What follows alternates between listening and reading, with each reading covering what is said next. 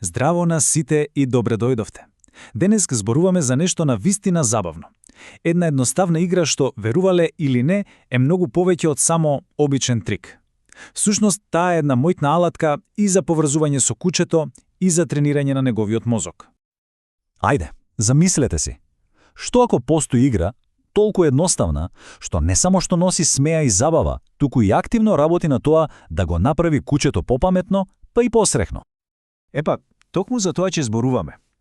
Добре дојдовте во, верувале или не, изненадувачката наука за играта ѕирка.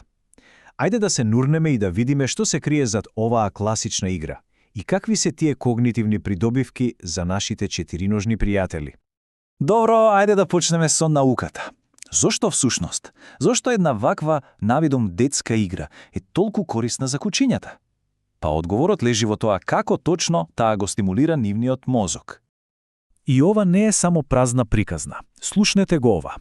Една студија од 2019-та во списанието Animal Cognition покажала дека интерактивни игри, токму како ЗИРКа, со текот на времето ги подобруваат вештините за решавање проблеми кај кучињата. Значи, ова е вистински тренинг за мозокот. Ја зголемува нивната способност да решаваат проблеми, да учат, па и да се прилагодуваат на нови ситуации.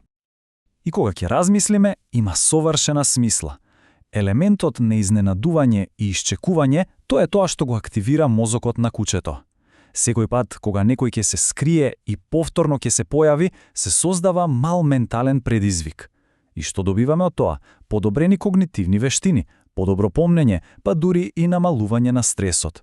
Да не зборуваме за подобрениот фокус и послушност и секако за јаклување на таа неверојатна врска помеѓу човекот и миленикот. Значи, да го сумираме ова. Клучната поента е следнава. Играта ЗИРКа е вистински засилувач на мозокот. Не е само симпатичен трик. Преку забавна и позитивна интеракција се гради доверба, се зајакнува врската и умот на кучето се одржува остар. Добро. Сега кога го знаеме зошто, време е да преминеме на како. Подготовката, да знаете, е клучна. Ако се постави вистинската средина, тоа може да направи огромна разлика. Разлика помеѓу една успешна, забавна сесија и една, фрустрирашка. Еве ги основните работи што ни требаат. Прво, тивок и безбеден простор. Значи, сакаме да ги минимизираме сите работи што би можеле да го одвлечат вниманието. Потоа, секако висококвалитетни награди. Нешто што кучето навистина го сака, како сирење или пирешко.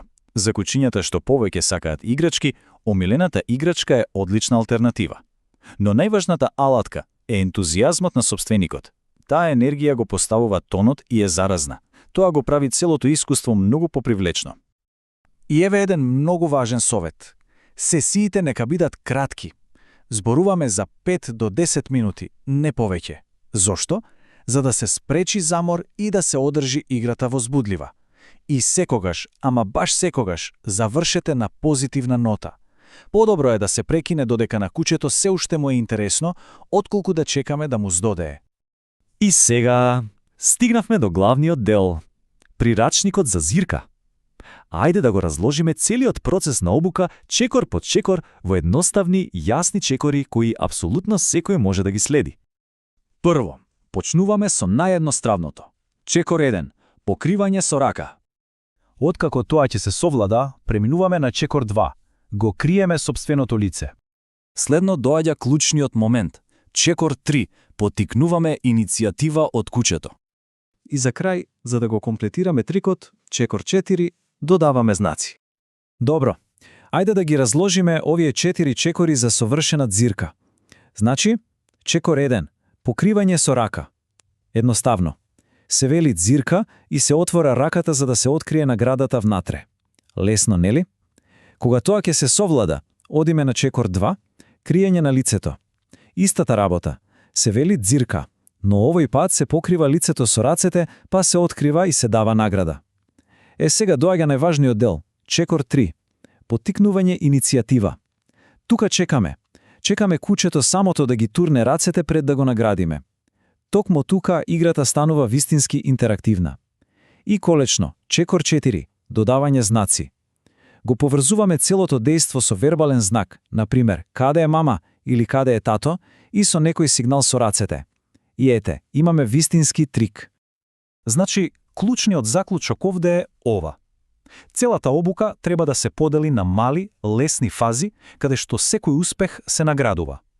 На тој начин се гради самодоверба кај кучето и се овозножува подобро разбирање, без да се преоптовари. Трпение и позитивен приступ. Тоа е тајната.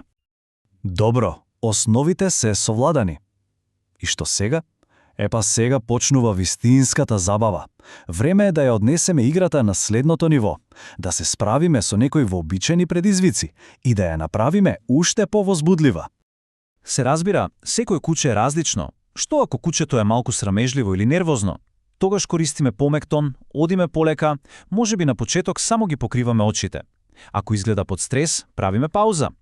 Од друга страна, ако имаме работа со премногу возбудено куче, тогаш прво го засилуваме мирното однесување, ги држиме сесиите екстра кратки и ја насочуваме сета таа енергија во играта. Клучот е во прилагодувањето. А кога основите ќе станат лесни, време е за креативност. Зошто да не се скриеме зад мебел или врати, или да вклучиме реквизити како кебиња. Може да се игра и надвор со криење за дрвја или клупи. Може дури и да се вклучат други членови на семејството за една групна игра. Можностите се навистина безгранични и помагаат играта да остане свежа и стимулативна. И тоа е суштината. Клучот е играта да се прилагодува и да се развива. Како што растат вештините на кучето, така треба да растат и предизвиците. Тоа е она што ја одржува играта ментално стимулативна и забавна за сите вклучени. И еден последен мал совет. Направете го ова ритуал. Не мора да е долго. Една брза игра пред прошетка или дури за време на рекламната пауза на телевизија, тоа е сосема доволно за да се одржи умот на кучето остар и врската силна. И ете, тоа е тоа. Сега, кога оваа нова, забавна игра е отклучена, прашањето е, кои други авантури ќе ги откриете заедно со вашето куче? Ова е само почеток на заедничкото патување.